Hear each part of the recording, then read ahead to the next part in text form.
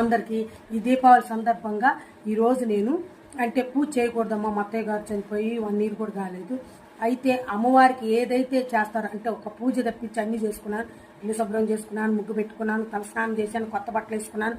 ఏదైతే వండుతారో అమ్మవారికి పిండి వంటలు చక్కగా గారెలు వండుకున్నాను, గోధుమ అప్పాలు చేసుకున్నాను, మరి పూర్ణాలు వండుకున్నాను, పాయసం చేసుకున్నాను, పులిహార వండుకున్నాను.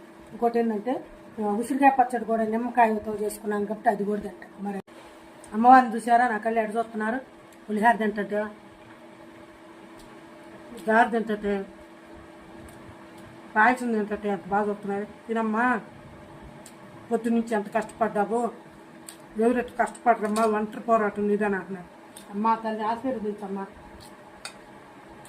పూర్ణం చూపించాలా, రియాలిటీ షోని ఎడ్లపల్లి ఇదిగోండి పూర్ణం. నమ్మారా? భోజనంబు చుట్టాలంటున్నారంట.